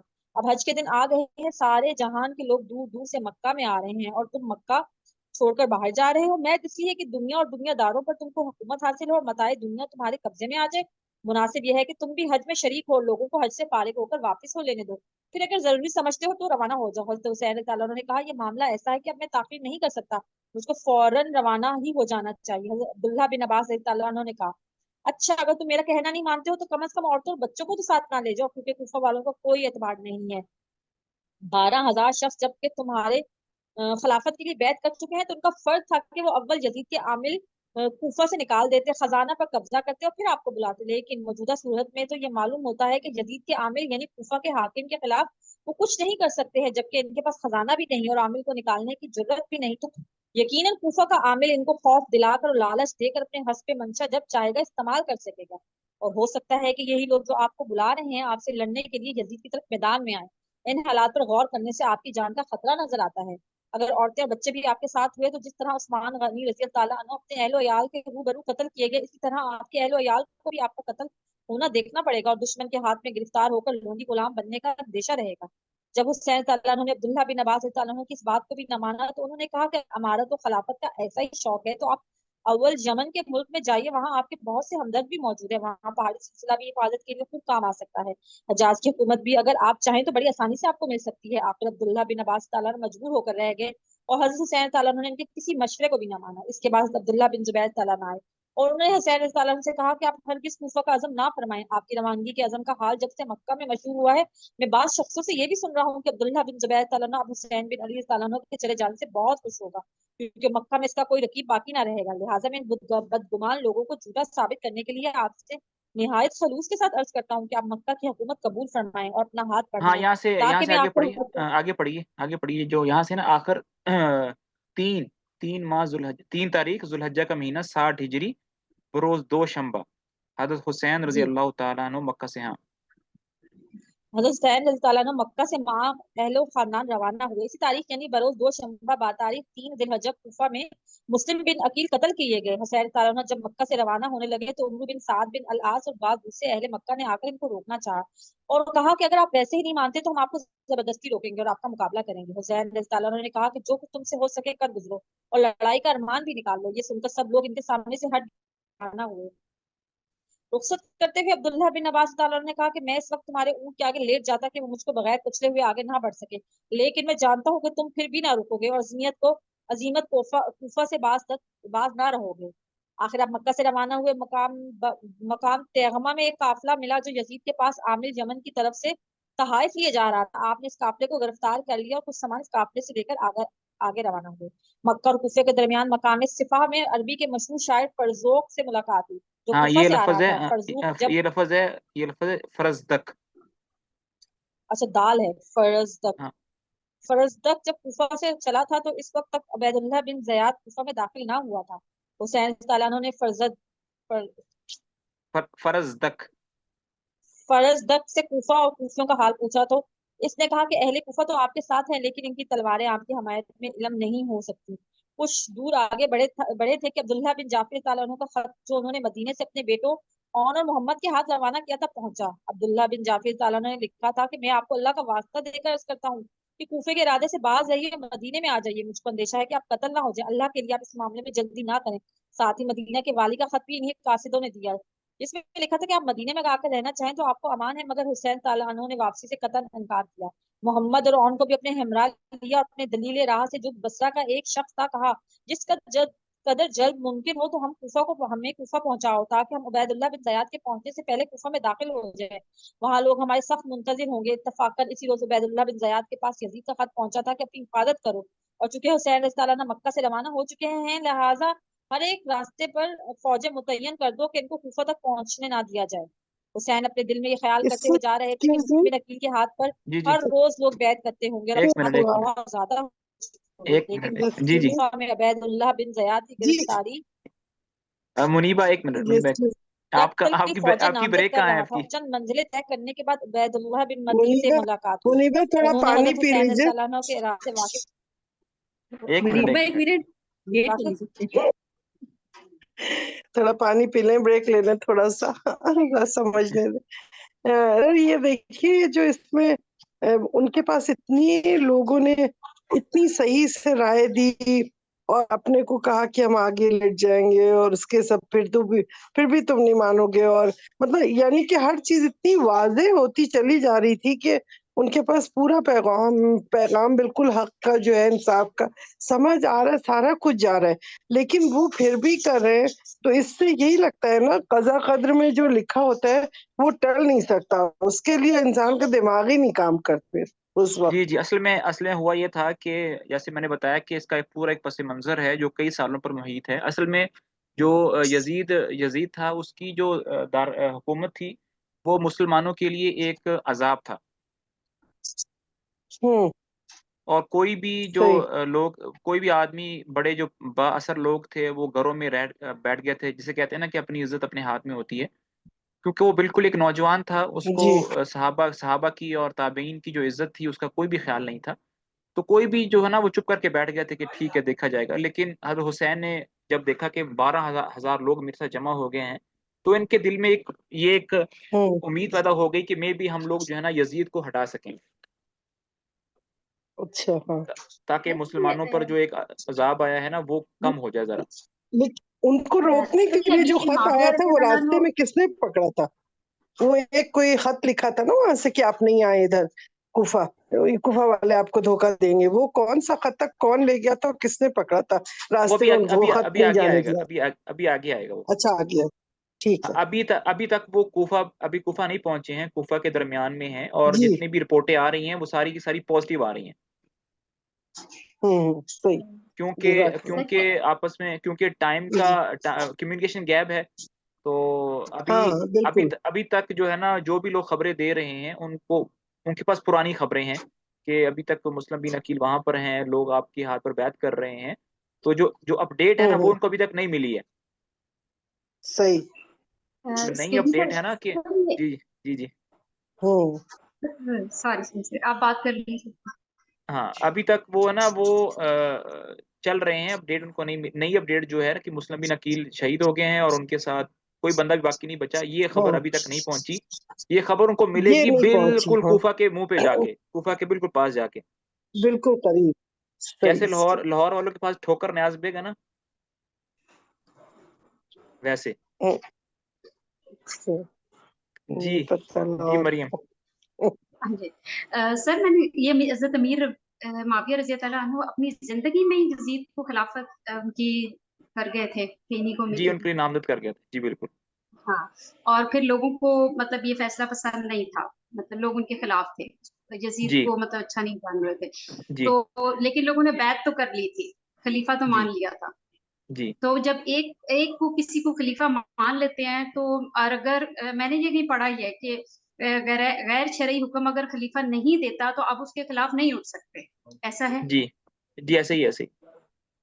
तो फिर लोग कैसे मतलब ये हिम्मत की, और इमाम हुसैन, और क्योंकि हजरत हसन रजी अल्लाह अन्हु ने जब बैठे थे अमीर माविया के हक में छोड़ दी थी खिलाफत, खुद भी इमाम हुसैन रजी अल्लाह अन्हु ने इस बात की मुखालफत की थी और उनको मना किया था कि ऐसा मत करो।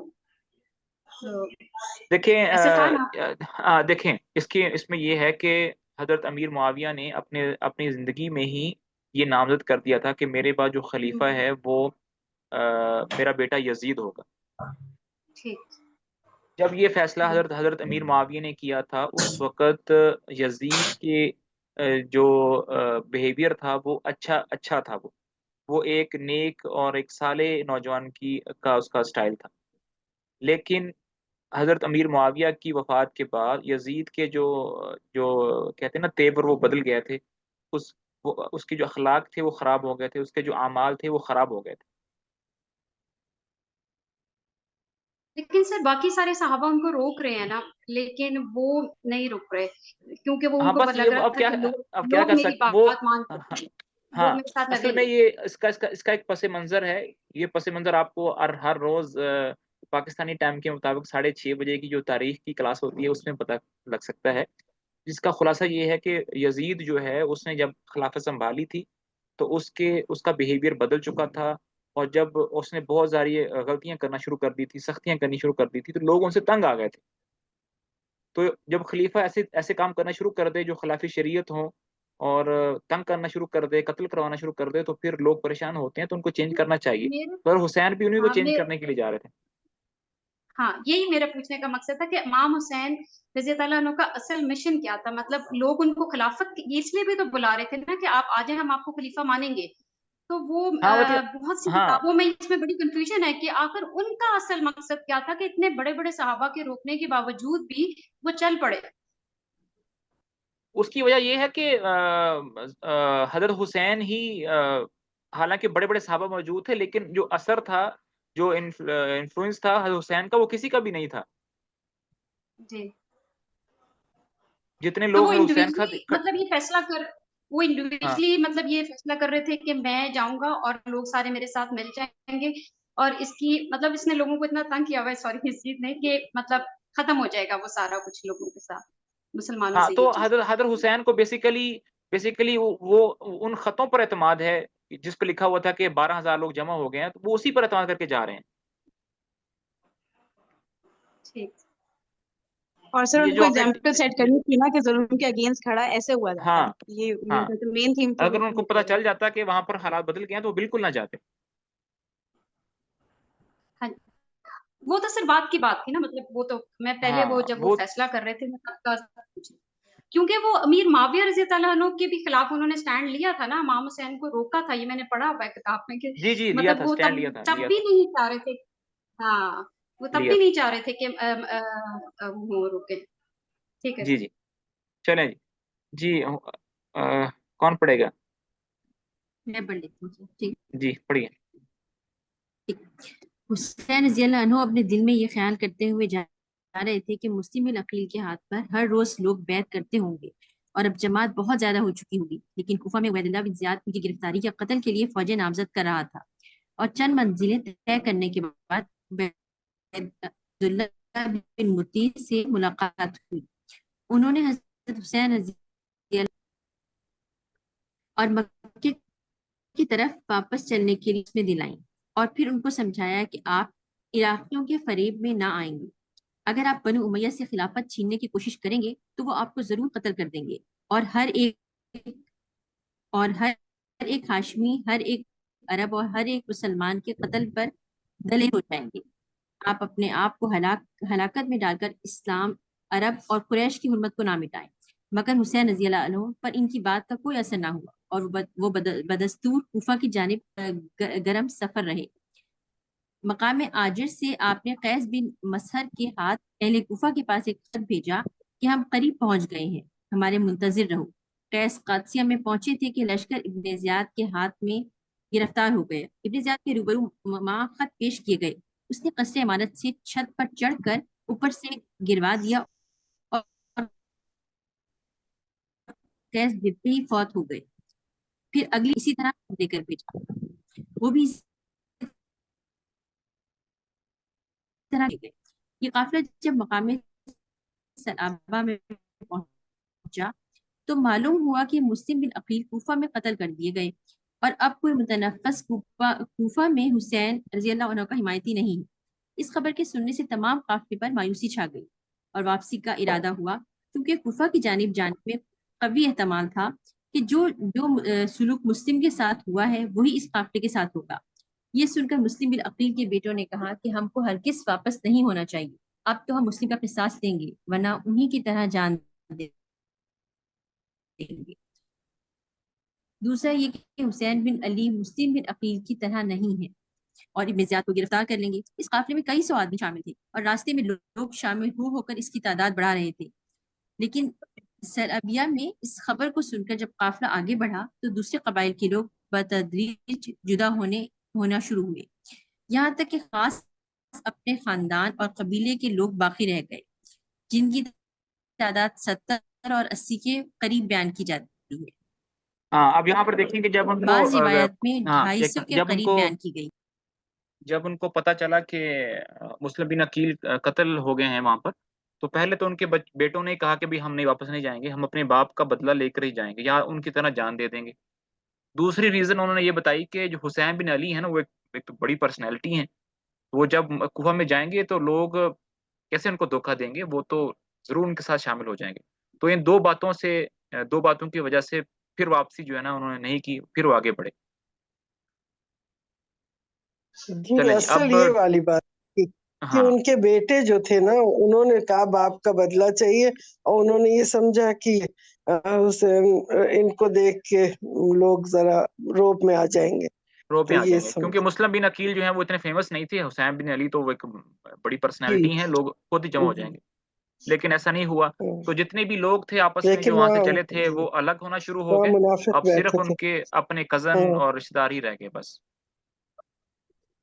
نہیں، حادثہ کربلا۔ عبید اللہ بن زیاد نے عمر بن سعد بن ابی وقاص کو رئی کی حکومت پر نامزد کیا، یہ اور فی الحال آپ نے رئی کیوں پڑھا ہے اس کو؟ مجھے لگتا ہے آپ کہیں کلاس لیتی ہیں صبح میں تاریخ کی۔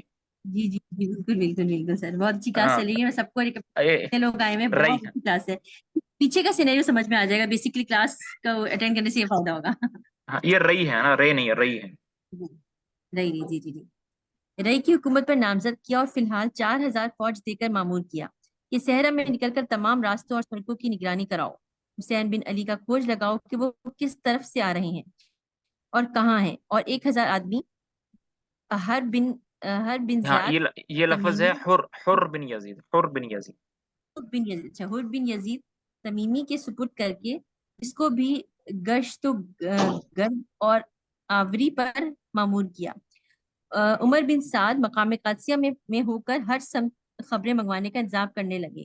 حضرت امام حسین رضی اللہ عنہ ایک عجیب شش و پنج کے عالم میں مقام شراف تک پہنچے۔ اس سے آگے بڑھے تو ہر بن یزید تمیمی ماں اپنی 1000 فوج کے سامنے آیا، اور امام حسین نے آگے بڑھ کر حر سے کہا کہ میں تمہیں لوگوں کے بلانے سے یہاں آیا ہوں، اگر تم لوگ اپنے عہد و قرار پر قائم ہو تو میں تمہارے شہر میں داخل ہوں، نہیں تو جس طرف سے آیا ہوں اسی طرف واپس چلا جاؤں گا۔ حر نے کہا کہ ہم کو عبید اللہ بن زیاد کا حکم ہے کہ آپ کے ساتھ رہیں اور آپ کو اس کے سامنے زیر حراست لے لیں۔ امام حسین رضی اللہ عنہ نے کہا کہ یہ ذلت تو ہرگز گوارا نہیں ہو سکتی کہ ابن زیاد کے سامنے گرفتار ہو کر جائیں۔ اس کے بعد انہوں نے واپس ہونے کا ارادہ کیا تو حر نے ابن زیاد کے خوف سے واپس ہونے سے روکا اور واپسی کے راستے میں اپنی فوج لے کر کھڑا ہو گیا۔ امام حسین رضی اللہ عنہ نے وہاں سے شمال کی جانب کوچ کیا اور قادسیہ کے قریب پہنچ کر وہاں معلوم ہوا کہ عمر بن سعد ایک بڑی فوج کے ساتھ مقیم ہے۔ حر آپ کے پیچھے پیچھے تھا۔ قادسیہ کے قریب پہنچ کر امام حسین رضی اللہ عنہ وہاں سے لوٹے اور 10 میل چل کر مقام کربلا میں آ کر مقیم ہوئے۔ عمر بن سعد آپ کی خبر سن کر مع فوج روانہ ہوا اور سراغ لیتا ہوا اگلے روز کربلا پہنچ گیا۔ قریب پہنچ کر عمر بن سعد اپنی فوج سے جدا ہو کر آگے آیا اور امام حسین رضی اللہ عنہ کو آواز دے کر اپنے قریب بلایا۔ سلام علیکہ کے بعد ابن سعد نے کہا کہ بے شک آپ یزید کے مقابلے میں زیادہ مستحق خلافت ہیں، لیکن اللہ تعالیٰ کو یہ منظور نہیں کہ آپ کے خاندان میں کوئی حکومت و خلافت میں آئے۔ حضرت علی اور حضرت حسن رضی اللہ عنہما کے حالات آپ کے سامنے گزر چکے ہیں، اگر آپ اس سلطنت و حکومت کے خیال کو چھوڑ دیں تو بڑی آسانی سے آزاد ہو سکتے ہیں، نہیں تو پھر آپ کی جان کا خطرہ ہے اور ہم لوگ آپ کی گرفتاری پر مامور ہیں۔ حضرت امام حسین رضی اللہ عنہ نے فرمایا کہ میں اس وقت 3 باتیں پیش کرتا ہوں، تم ان 3 میں سے جس کو چاہو میرے لیے منظور کر لو۔ اول تو یہ کہ جس طرف سے میں آ رہا ہوں اسی طرف مجھے واپس جانے دو تاکہ میں مکہ مکرمہ میں پہنچ کر عبادت الہی میں مصروف رہوں۔ دوم یہ کہ مجھ کو کسی سرحد کی طرف نکال دو، وہاں کفار کے ساتھ لڑتا ہوا شہید ہو جاؤں۔ سوم یہ کہ تم میرے راستے سے ہٹ جاؤ اور مجھ کو سیدھا یزید کے پاس دمشق کی جانب جانے دو، اور میرے پیچھے پیچھے اپنے اطمینان کی غرض سے تم بھی چل سکتے ہو۔ میں یزید کے پاس جا کر براہ راست اس سے اپنا معاملہ اسی طرح طے کر لوں گا جیسا کہ میرے بڑے بھائی امام حسن رضی اللہ عنہ نے امیر معاویہ رضی اللہ عنہ سے طے کیا تھا۔ عمر بن سعد یہ سن کر بہت خوش ہوا اور کہا کہ میں بطور خود کوئی پختہ جو اب آپ کو اس معاملے میں ان باتوں کا جواب آپ کو اس معاملے میں ان باتوں کے متعلق نہیں دے سکتا۔ میں ابھی عبید اللہ بن زیاد کو اطلاع دیتا ہوں کہ یقین ہے کہ وہ ضرور ان میں سے کسی ایک بات کو منظور کر لے گا۔ عمر بن سعد بھی اسی میدان میں خیمہ زن ہو گیا اور ابن زیاد کو یہ تمام کیفیت لکھ بھیجی۔ 2 محرم سن 61 ہجری کو کربلا میں عمر بن سعد امام حسین رضی اللہ عنہ کے پہنچنے سے اگلے دن جا کر مقیم ہوا تھا، اور اس نے کہا کہ امام حسین نے وہ بات پیش کی ہے جس سے فتنے کا دروازہ بالکل بند ہو جائے گا اور وہ یزید کے پاس جا کر بیعت کر لیں گے، تو پھر کوئی خطرہ باقی نہ رہے گا۔ لیکن شمر ذی الجوش اس وقت اس کے پاس موجود تھا۔ اس نے کہا کہ اے امیر، اس وقت تجھ کو موقع حاصل ہے کہ تو امام حسین کو بلا تکلف قتل کر دے، تجھ پر کوئی الزام عائد نہ ہوگا، لیکن اگر امام حسین یزید کے پاس چلے گئے تو پھر ان کے مقابلے میں تیری کوئی عزت و قدر باقی نہ رہے گی اور وہ تجھ سے زیادہ مرتبہ حاصل کر لیں گے۔ یہ سن کر ابن زیاد نے عمر بن سعد کو جواب میں لکھا کہ یہ تینوں باتیں کسی طرح منظور نہیں ہو سکتی، ہاں صرف ایک صورت قابل پذیرائی ہے، وہ یہ کہ امام حسین اپنے آپ کو ہمارے سپرد کر دیں اور یزید کی بیعت نیابتاً اول میرے ہاتھ پر کریں، پھر میں ان کو یزید کے پاس اپنے اہتمام سے روانہ کروں گا۔ اس جواب کے آنے پر عمر بن سعد نے امام حسین جی صحیح ہے، امام حسین رضی اللہ عنہ نے بیعت نہیں کی ہوئی تھی یزید؟ نہیں، بیعت نہیں کی ہوئی تھی۔ اچھا، اور یہ لیٹر جو امام حسین رضی اللہ عنہ نے جواب دیا اپنے بھائی کا بتایا، تو اس کا مطلب تو یہ کہ وہ صرف بات کرنا چاہ رہے تھے یزید سے، جی وہ اگر ڈائلوگ لوگ کرنا چاہتے ساتھ تھے نا۔ نہیں دیتے اگر لوگ ہاں ساتھ نہیں دیتے تو پھر میں صرف بات کروں گا اس سے، اتنا یہ تھا نا پھر ان کا جی پوائنٹ۔ جی جی جی میرا ایک کوشچن ہے، لیکن جی سر جی امام حسن رضی اللہ عنہ نے خود کہا تھا کہ اب ہمارے مطلب اہل بیت سے خلافت ختم ہو چکی ہوئی ہے، ایسا کہا تھا نا انہوں نے مطلب وہ جب انہوں نے چھوڑی تھی اس کے بعد ہاں چھوڑی کہ اس اب لیے ہمارے چھوڑی خاندان تھی، میں کبھی نہیں آئے گی۔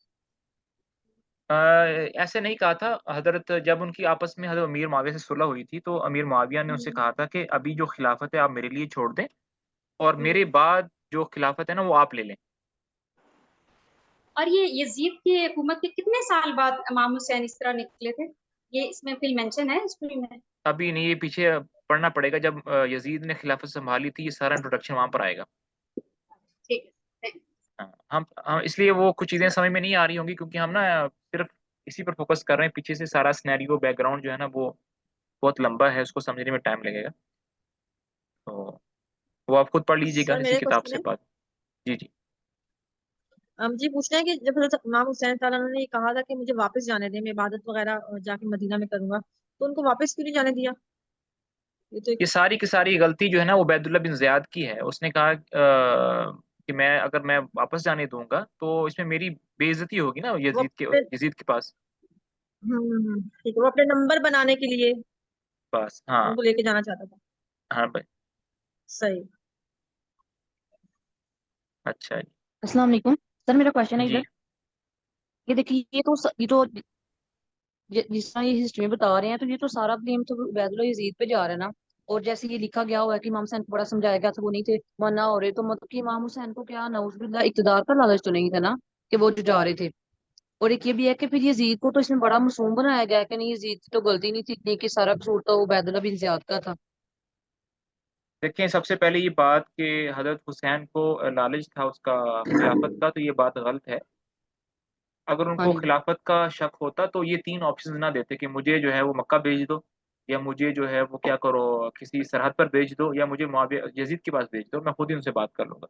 अगर उनको खिलाफत का होता तो वो फाइट करते वहाँ पर, ये 3 ऑप्शंस ना देते। पर सर इमाम हुसैन के जुल्म के खिलाफ उठे थे ना, कि यजीद खिलाफत मतलब अच्छे जी, तरीके से उसका अदा नहीं कर रहा, तो मैं जुल्म के खिलाफ उठूंगा। तो फिर वो उधर हाँ, जाके अगर जब इंसान जुल्म के खिलाफ उठता है, तो फिर वो सामने हालात को देख के घबरा नहीं जाता कि मैं पीछे हट जाता हूँ। वो फिर कहता है कि चाहे हाँ, जितने भी ज्यादा लोग हैं, मैं जुल्म के खिलाफ लड़ूंगा। हाँ, तो देखें, वो जो एक ज़ुल्म के खिलाफ लड़ने की जो बात है वो ये है कि उनके जो हमायती थे, उनके जो हालात क्रिएट हुए थे वो सब खत्म हो चुके थे ना, अब वो अकेले रह गए थे। क्या पर करते वो अब? उनको ये भी तो पता था ना, अपनी फैमिली को सबको लेके ही आए थे ना, कि जो भी होगा देखी जाएगी, लेकिन मैं जुल्म के खिलाफ उठा हूँ। मेरे साथ कोई भी नहीं जा रहा, कोई साहब भी नहीं जा रहा, मैं अपनी फैमिली को लेके जा रहा हूँ, लेकिन मैं जो भी है सब कुछ कुर्बान कर दूंगा, पीछे नहीं हटूंगा। तो वो पीछे पीछे कहाँ हटे, वो पीछे हटे ही नहीं, इसलिए तो आगे बढ़ते गए। जब उनको पता चल गया कि मुस्लिम बिन अकील जो है कत्ल हो गया, फिर भी आगे बढ़े, वो पीछे तो नहीं गए वो। हाँ जी। अगर पीछे उन्होंने हटना होता तो वो उसी वक्त हट जाते जब उनको पता चला कि मुस्लिम बिन अकील कुफा में कत्ल हो गए हैं, और जो 12,000 हमायती थे वो कोई भी नहीं रहे, वो फिर भी आगे बढ़े। ठीक है सर। सर आप कोई और बुक रिकमेंड कर दें जिसमें ये कोई मतलब कि मैदान करबला का सारा वाकया एक्सप्लेन हुआ हो, ये कोई और बुक ये रिकमेंड कर दें। इस किताब के अंदर सारा का सारा वाकया लिखा हुआ है, लेकिन अभी सिर्फ हम उतना ही पार्ट पढ़ रहे हैं जो कि करबला के रिलेटेड है। इससे जो पिछला सिनेरियो है, जो कि बातें आपस में कनेक्टेड हैं, वो इसी बुक में है। ये तारीख इस्लाम है, मौलाना नजीब आबादी साहब की। इसको आप ठीक है डाउनलोड सर। कर सकते हैं। वैसे इसी किताब के बारे में हमारी क्लासेस सुबह चल रही हैं, अभी हम यहाँ पर पहुंचे नहीं हैं, अभी हम पहुंचे हैं हजरत अली की खिलाफत पर। सुबह ठीक। 6:15 बजे होती है 1 घंटे की क्लास, वहाँ भी आप अटेंड कर सकते हैं, यही इसी किताब से। चलें जी, जी आगे। सर। ठीक है। इस जवाब के आने पर उमर बिन साद ने हजरत इमाम हुसैन को इतला दी कि कहा कि मैं मजबूर हूँ। इब्न ज़ियाद खिलाफत यजीद की बैत अव्वल अपने हाथ में चाहता है और किसी दूसरी बात को मंजूर नहीं करता। इमाम हुसैन रजी अल्लाह अन्हु ने कहा कि इससे तो मर जाना बेहतर है कि मैं इब्न ज़ियाद के हाथ पर बैत करूँ। इब्न साद इस कोशिश में मसरूफ था कि किसी तरह कुछ तो खून ना हो, तो इमाम हुसैन रजी अल्लाह अन्हु ही इब्न ज़ियाद की शर्त को मान लें, या इब्न ज़ियाद इमाम हुसैन की मंशा के मुवाफिक उनको जाने की इजाज़त दे दे। इसी खत किताबत और इनकार और इसरार में एक हफ्ते तक हजरत इमाम हुसैन रजी अल्लाह अन्हु और इब्न साद दोनों अपने अपने हमराइयों के साथ मिलकर करबला के मैदान में खैमजन रहे। इमाम हुसैन रजी अल्लाह अन्हु सफ़ों को दुरुस्त करते इब्न ज़ियाद के पास ये खबर जब पहुंची तो उसको फिक्र पैदा हुई कि कहीं इब्न साद इमाम हुसैन से साजिश ना करे। उसने फौरन एक चौबदार जवेरा बिन तमीमी को बुलाया और साद के नाम एक खत लिख कर दिया कि मैंने तुमको हुसैन बिन अली रजी अल्लाह अन्हुमा की गिरफ्तारी पर मामूर किया था। तुम्हारा फर्ज था कि उनको गिरफ्तार करके मेरे पास लाते या गिरफ्तार ना कर सकते तो उनका सर काट कर लाते। मैंने तुमको ये हुक्म नहीं दिया था कि तुम उनकी मुसाहिबत इख्तियार करके दोस्ताना ताल्लुकात बढ़ाओ। अब तुम्हारे लिए बेहतरी यही है कि फौरन बिला तामुल इस खत को पढ़ते ही या तो हुसैन बिन अली को मेरे पास लाओ, वरना जंग जंग करके उनका सर काट कर भेजो। अगर जरा भी तामुल तुमसे सरजद हुआ तो मैंने अपने सरहंग को ये खत लिख कर आ रहा हूँ और हुक्म दिया है कि वो तुमको गिरफ्तार करके मेरे पास पहुंचाए और लश्कर वहीं मुकीम रहकर दूसरे सरदार का मुंतजिर रहे जिसको मैं तुम्हारी जगह मामूर करके भेजूंगा। जुवेरा जुवेरा ये खत लेकर जुमेरात के दिन 9 मुहर्रम उल हराम सन 61 हिजरी को इब्ने साद के पास पहुंचा। इब्ने साद उस वक्त अपने खेमे में बैठा था। खत को पढ़ते ही खड़ा हो गया और घोड़े पर सवार होकर लश्कर को तैयारी का हुक्म दिया। जुबैरा बिन बदर से कहा कि तुम गवाह रहना कि मैंने अमीर का हुक्म पढ़ते ही इसकी तामील की है। फिर सफूफ जंग आरास्ता करके जुबैरा को हमरा लेकर आगे बढ़ा और इमाम हुसैन रजी अल्लाह अन्हु को अपने सामने बुलाकर कहा कि मैं अमीर इब्न ज़ियाद का ये हुक्म लाया हूँ کہ اگر میں اس کی تعمیل میں ذرا بھی دیر کروں تو یہ قاصد موجود ہے جس کو حکم دیا گیا ہے کہ فوراً مجھ کو قید کر لے۔ امام حسین رضی اللہ عنہ نے کہا کہ مجھ کو کل تک کے لیے سوچنے کی مہلت دو۔ ابن سعد نے جبیرہ کی طرف دیکھا اور اس نے کہا کل کچھ دور نہیں، اتنی مہلت دے دینی چاہیے۔ ابن سعد میدان سے واپس آیا اور فوج کو حکم دیا کہ کمر کھول دو، آج کوئی لڑائی نہ ہوگی۔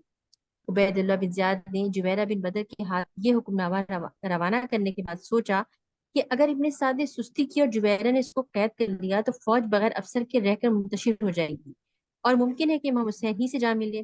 اس صورت میں ضرور دقت و پریشانی کا سامنا ہوگا اور امام حسین رضی اللہ عنہ کو موقع مل جائے گا کہ وہ مکے کی طرف فرار ہو جائیں اور قابو میں آئے ہوئے نکل جائیں۔ چنانچہ اس نے فوراً شمر ذیل جوشن کو بلایا اور کہا کہ میں جبیرہ کو بھیج چکا ہوں، اور اس کو حکم دے دیا کہ اگر ابن سعد لڑائی میں تعامل کرے تو اس کو گرفتار کر کے لے آؤ۔ ابن سعد کی طرف سے مجھ کو منافقت کا شبہ ہے، اگر جبیرہ نے ابن سعد کو گرفتار کر لیا تو فوج جو میدان میں پڑی ہوئی ہے سب آوارہ اور ضائع ہو جائے گی۔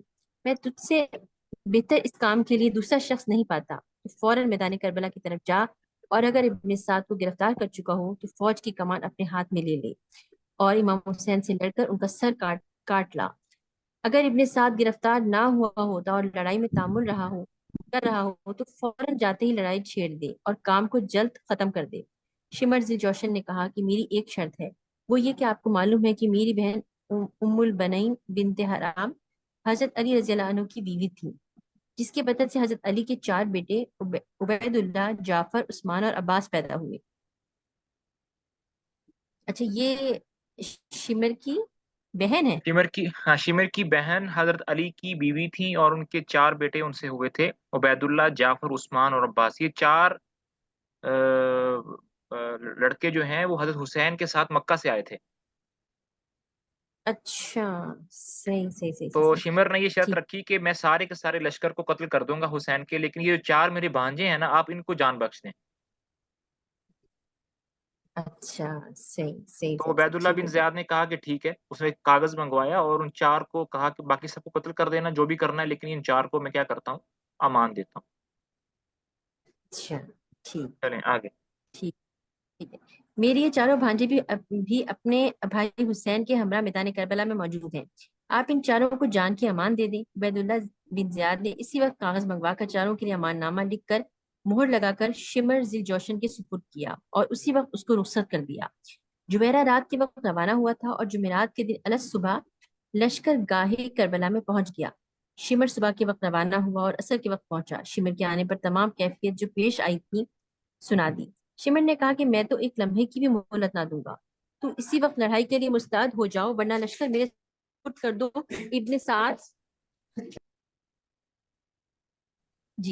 ابن سعد اسی وقت سوار ہوا، شمر کو ہمراہ لے کر امام حسین کے پاس آیا اور کہا کہ عبید اللہ بن زیاد نے یہ دوسرا قاصد بھیجا ہے اور مہلت آپ کو بالکل دینا نہیں چاہتا۔ حضرت امام حسین نے کہا کہ سبحان اللہ، اب مہلت کے دینے یا نہ دینے کی کیا ضرورت ہے؟ آفتاب تو غروب ہو رہا ہے، کیا رات کے وقت بھی تم لوگ جنگ کو کل کے لیے ملتوی نہ رکھو گے؟ یہ سن کر شمر ذی جوشن نے بھی کل صبح تک انتظار مناسب سمجھا اور دونوں اپنے لشکر گاہ کی طرف واپس چلے گئے۔ پانی بند کر دو۔ رات کے وقت عبید اللہ بن زیاد کا حکم پہنچا کہ اگر ابھی لڑائی شروع نہیں ہوئی ہے تو اسی وقت جبکہ یہ حکم پہنچے پانی پر قبضہ کر لو۔ حسین بن علی اور ان کے ہمراہیوں کے لیے پانی بند کر دو۔ اگر سپاہ شمر کے زیر کمان آ گئی ہے تو شمر کو اس حکم کی تعمیل کرنی چاہیے۔ عمر بن سعد نے اس حکم کے پہنچتے ہی عمر بن الحجاج کو 500 سوار دے کر ساحل فرات پر متعین کر دیا۔ اتفاقاً دن میں امام حسین کے ہمراہیوں نے پانی اپنے لیے نہیں بھرا تھا، ان کے تمام برتن خالی ہو گئے تھے۔ رات کو جب پانی بھرنا چاہا تو معلوم ہوا کہ دشمن نے پانی پر قبضہ کر لیا ہے۔ امام حسین بن علی رضی اللہ عنہما نے اپنے بھائی عباس بن علی کو 50 آدمیوں کے ہمراہ پانی لینے کو بھیجا کہ زبردستی پانی لائیں، مگر ان ظالموں نے پانی نہ لینے دیا۔ اب دم بدم پیاس کی شدت نے تکلیف پہنچانا شروع کر دی۔ یہ ایسی جی تو کچھ بول رہا نہیں ہے؟ کنٹینیو کیجیے۔ اچھا، یہ ایک ایسی اذیت تھی جو تیر و شمشیر کی اذیت سے زیادہ سوہان روح تھی۔ امام حسین رضی اللہ عنہ کے چھوٹے بیٹے علی بن حسین بیمار تھے اور خیمے میں پڑے ہوئے تھے۔ وہ اور ان کی بہن کلثوم یہ دیکھ کر صبح کو دشمنوں کا حملہ ہوگا، تمام عزیز و اقارب جو اس وقت موجود تھے قتل و شہید ہوں گے، رونے لگی۔ ان دونوں کے رونے کی آواز سن کر حضرت امام حسین رضی اللہ عنہ خیمے کے اندر آئے اور کہا، دشمن ہمارے قریب ہی خیمہ زن ہے، تمہارے رونے کی آواز سن کر وہ خوش ہوں گے اور ہمراہیوں کے دل تھوڑے ہوں گے۔ تم کو ہرگز ہائے بائے کچھ نہیں کرنی چاہیے۔ ان کو بمشکل خاموش کیا اور باہر آ کر فرمایا، واقعی بچوں اور عورتوں کے ہمراہ لانے میں ہم سے بڑی غلطی ہوئی، ان کو ہرگز ہمیں ہمراہ نہیں لانا چاہیے تھا۔ اس کے بعد حضرت امام حسین رضی اللہ عنہ نے اپنے تمام ہمراہیوں کو اپنے پاس بلا کر کہا کہ تم لوگ یہاں سے جس طرف کو مناسب سمجھو چلے جاؤ، تم کو کوئی بھی کچھ نہ کہے گا، کیونکہ دشمنوں کو صرف میری ذات سے بحث ہے، تمہارے چلے جانے کو تو اور بھی وہ غنیمت سمجھیں گے۔ میں تم سب کو اجازت دیتا ہوں کہ اپنی اپنی جان بچا لو۔ ہمراہیوں نے یہ سن کر کہا کہ ہم ہرگز آپ کا ساتھ نہیں چھوڑ سکتے، ہم سب آپ کے اوپر قربان ہو جائیں گے، اور جب تک ہمارے دم میں دم ہے آپ کو عذاب نہ پہنچنے دیں گے۔ اسی شب تھوڑی دیر کے بعد ایک شخص ترمہا بن عدی جو اس نواحہ میں آیا ہوا تھا، حضرت امام حسین رضی اللہ عنہ اور ابن سعد کے لشکروں کا حال سن کر امام حسین کے پاس آیا اور کہا کہ آپ تنہا میرے ساتھ چلیں، میں آپ کو ایک راستے سے لے کر چلوں گا، کسی کو مطلب اطلاع نہ ہو سکے گی، اور اپنے قبیلہ بنی طے میں جا کر 5000 آدمی اپنے قبیلے کے آپ کی خدمت میں پیش کروں گا، آپ ان 5000 سے جو چاہیں گے کام لیں گے۔ امام حسین رضی اللہ عنہ نے کہا کہ میں نے ابھی ان سب سے کہا تھا کہ مجھ کو تنہا چھوڑ کر تم سب چلے جاؤ، تو انہوں نے اس بات کو گوارا نہیں کیا۔ اب یہ کیسے ممکن ہے کہ میں ان سب کو تنہا چھوڑ کر تنہا اپنی جان بچا کر نکل جاؤں؟ ان کے ہمراہیوں نے کہا کہ ہم لوگوں کو تو وہ کچھ کہیں گے نہیں، جیسا کہ آپ بھی فرما چکے ہیں، وہ تو تنہا آپ کے دشمن ہیں، لہٰذا آپ اپنی جان بچانے کے لیے نکل جائیے۔ امام حسین رضی اللہ عنہ نے کہا کہ عزیزوں اور قریبی رشتہ داروں کے بغیر کوئی چیز بھی گوارا نہیں ہو سکتی، میں بغیر آپ لوگوں کی معیت کے اپنی جان جاننے کے لیے ہرگز نہ جاؤں گا۔ چنانچہ اس شخص کو شکریہ کے ساتھ واپس کر دیا۔ جب صبح ہوئی تو شمر ذی الجوشن اور عمر بن سعد صفوف لشکر کو راستہ کر کے میدان میں آئے۔ حضرت امام حسین رضی اللہ عنہ نے بھی اپنے ہمراہیوں کو مناسب ہدایت کے ساتھ متعین کیا۔ عبید اللہ، جعفر، عثمان اور عباس کو میدان میں بلوا کر کہا کہ تم کو امیر بن زیاد نے امان دے رکھی ہے۔ انہوں نے کہا کہ ابن زیاد کی امان سے اللہ کی امان بہتر ہے۔ شمر اپنا سا مول لے کر رہ گیا۔ بعض روایت کے موافق آپ کے ہمراہ اس وقت جبکہ لڑائی 10 محرم الحرام سن 61 ہجری کی صبح شروع ہوئی تھی 72 آدمی موجود تھے۔ بعض روایت کے موافق 140 اور بعض کے موافق 240 تھے۔ بہرحال اگر بڑے سے بڑی تعداد یعنی 240 بھی تسلیم کر لیں تو دشمنوں کی 1000 جرار افراج کے مقابلے میں امام حسین کے ساتھ حقیقت نہ رکھتے تھے۔ امام حسین رضی اللہ عنہ اپنے ہمراہیوں کو مناسب مقامات پر کھڑا کر کے ضروری وصیتیں فرما کر اونٹ پر سوار ہوئے اور کوفی لشکر کی صفوف کے سامنے تنہا گئے۔ ان لوگوں کو بلند آواز سے مخاطب کر کے ایک تقریر شروع کی اور فرمایا، اے کوفیوں، میں خوب جانتا ہوں کہ یہ تقریر کوئی نتیجہ میرے لیے اس وقت پیدا نہ کرے گی اور تم کو جو کچھ کرنا ہے تم اس سے باز نہ آؤ گے، لیکن میں مناسب سمجھتا ہوں کہ اللہ تعالیٰ کی حجت تم پر پوری ہو جائے اور میرا عذر بھی ظاہر ہو جائے۔ ابھی اسی قدر الفاظ کہنے پائے تھے کہ آپ کے خیمے سے عورتوں اور بچوں کے رونے کی آوازیں بلند ہوئی۔ اللہ اکبر۔ ان آوازوں کے سننے سے آپ کو سخت ملال ہوا اور سلسلہ کرام کو روک کر لاحول پڑھ کر آپ نے کہا، عبداللہ بن عباس رضی اللہ عنہما مجھ سے سچ کہتے تھے کہ عورتوں اور بچوں کو ہمراہ نہ لے جاؤ۔ مجھ سے غلطی ہوئی کہ میں نے ان کے مشورے پر عمل نہ کیا۔ پھر لوٹ کر اپنے بھائی اور بیٹے کو پکار کر کہا کہ ان عورتوں کو رونے سے منع کرو اور کہو کہ اس وقت خاموش رہو، کل خوب دل بھر کر رو لینا۔ انہوں نے عورتوں کو سمجھایا اور وہ آوازیں بند ہو گئیں۔ حضرت امام حسین رضی اللہ عنہ نے پھر کوفیوں کی طرف متوجہ ہو کر اپنی تقریر اس طرح شروع کی، لوگوں، تم میں سے ہر ایک شخص کو جو مجھ سے واقف ہے اور ہر ایک وہ شخص بھی جو مجھ کو نہیں جانتا، اچھی طرح آگاہ ہو جاؤ کہ میں حضور صلی اللہ علیہ وآلہ وسلم کا نواسا اور حضرت علی رضی اللہ عنہ کا بیٹا ہوں۔ حضرت فاطمہ رضی اللہ عنہما میری ماں اور جعفر طیار رضی اللہ عنہ میری چچا تھی۔ اس فخر نسبتی کے علاوہ مجھ کو یہ فخر بھی حاصل ہے کہ حضور صلی اللہ علیہ وسلم نے مجھ کو اور میرے بھائی حسن کو جوانان اہل جنت کا سردار بنایا ہے، اور اگر تم کو میری بات کا یقین نہ ہو تو ابھی تک حضور صلی اللہ علیہ وسلم کے بہت سے صحابی زندہ ہیں، تم ان سے میری اس بات کی تصدیق کر سکتے ہو۔ میں نے کبھی وعدہ خلافی نہیں کی، میں نے کبھی نماز قضا نہیں کی، اور میں نے کسی مومن کا قتل نہیں کیا، نہ آزار پہنچایا۔ اگر عیسیٰ علیہ السلام کا گدھا بھی باقی ہوتا تو تمام عیسائی قیامت تک اس گدھے کی پرورش اور نگہداشت سے مصروف رہتے۔ تم کیسے مسلمان ہو اور کیسے امتی ہو کہ اپنے رسول کے نواسی کو قتل کرنا چاہتے ہو؟ نہ تم کو اللہ کا خوف ہے، نہ رسول کی شرم ہے۔ میں نے جب کہ ساری عمر کسی شخص کو بھی قتل نہیں کیا تو ظاہر ہے کہ مجھ پر کسی کا قصاص بھی نہیں۔ پھر بتاؤ کہ تم نے میرے خون کو کس طرح حلال سمجھ لیا ہے؟ میں دنیا کے جھگڑوں سے آزاد ہو کر مدینہ میں حضور صلی اللہ علیہ وآلہ وسلم کے قدموں میں پڑا تھا، تم نے وہاں بھی مجھ کو نہ رہنے دیا۔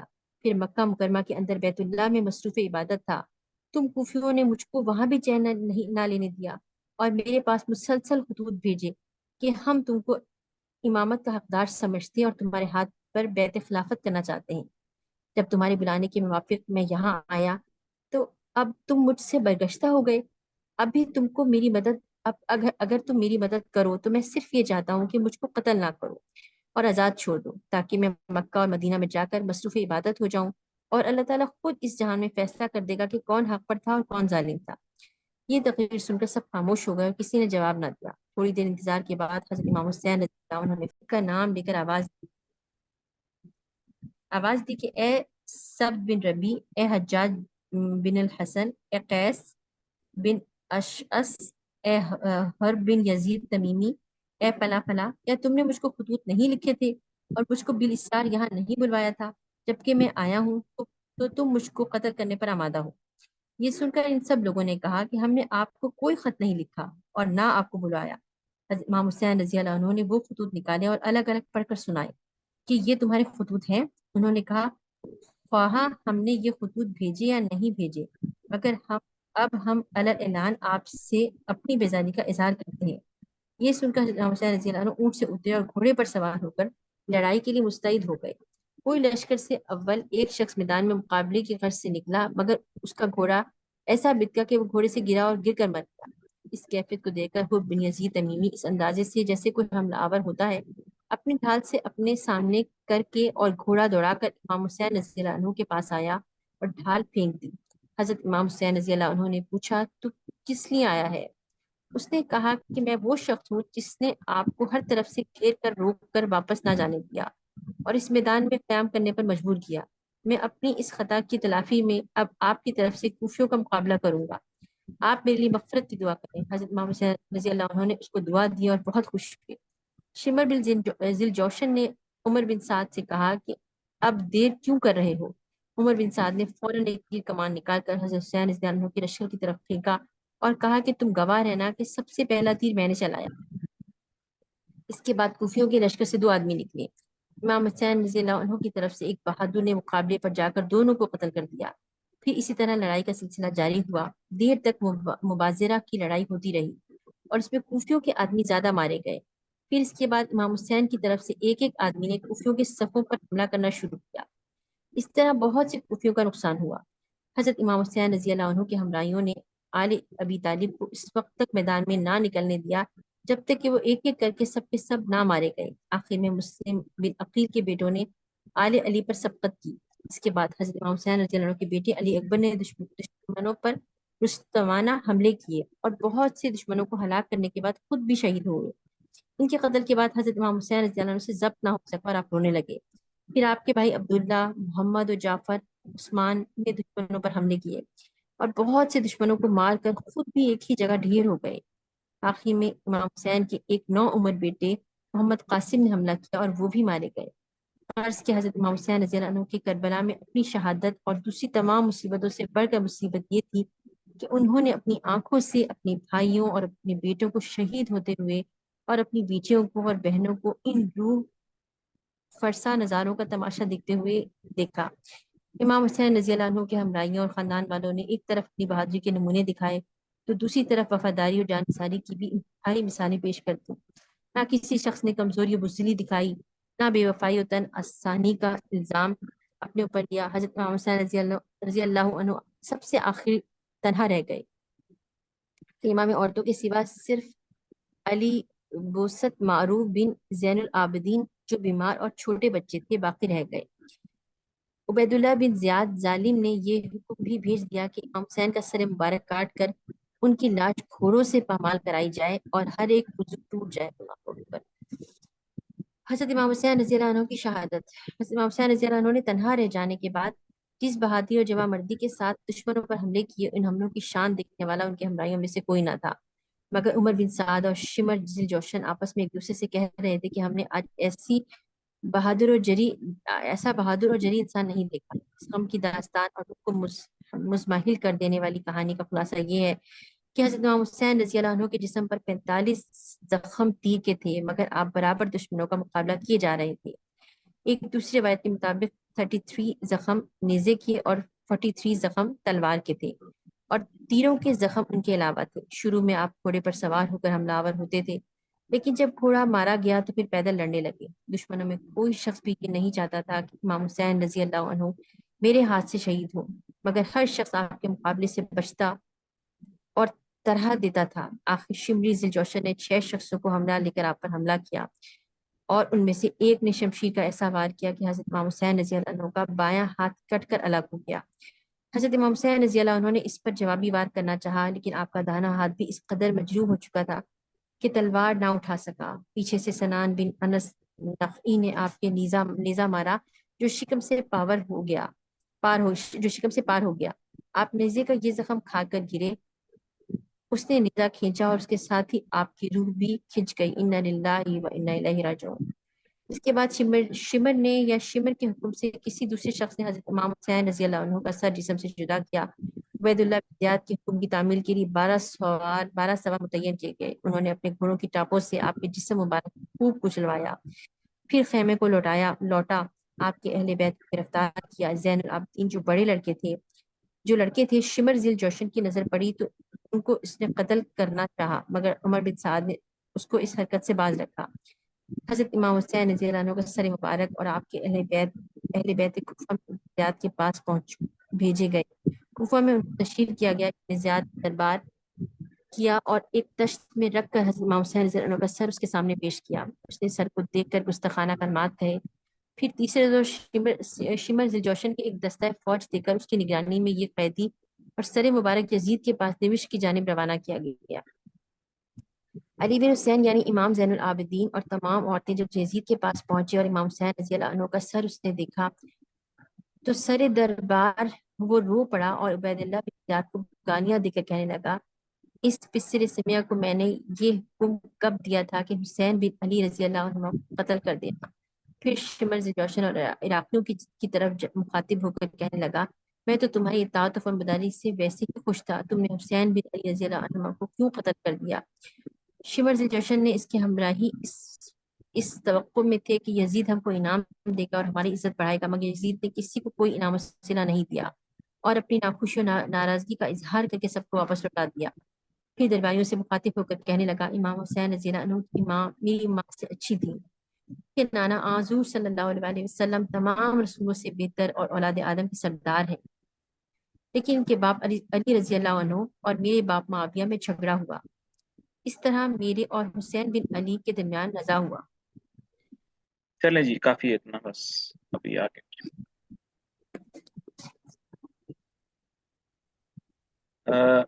یہ جو نوٹس میں نے بنائے تھے انشاءاللہ یہ میں آپ لوگوں کے ساتھ شیئر کر دوں گا اور اس کو آپ استعمال کر سکتے ہیں۔ کتاب ہے وہ بھی میں آپ لوگوں کے ساتھ شیئر کر دوں گا، اور جو ہماری ہسٹری کی کلاس ہوتی ہے صبح 6:15 بجے پاکستانی ٹائم کے مطابق تقریباً 1 گھنٹے 1.25 گھنٹے کی ہوتی ہے۔ اگر اس میں کوئی جوائن کرنا چاہتا ہے تو وہ مجھے پرسنلی میسج کر سکتا ہے، میں انشاءاللہ واٹس ایپ کا گروپ جو ہے نا ان کے ساتھ شیئر کر دوں۔ یہاں پر اب ہمارے نا نماز کا ٹائم ہو گیا ہے تو ابھی مجھے نماز کے لیے جانا ہے انشاءاللہ۔ جزاکم اللہ خیرا، بارک اللہ فیک۔ اس کی ریکارڈنگ بھی انشاءاللہ شیئر کر دوں گا واٹس ایپ میں انشاءاللہ۔ السلام علیکم ورحمۃ اللہ وبرکاتہ۔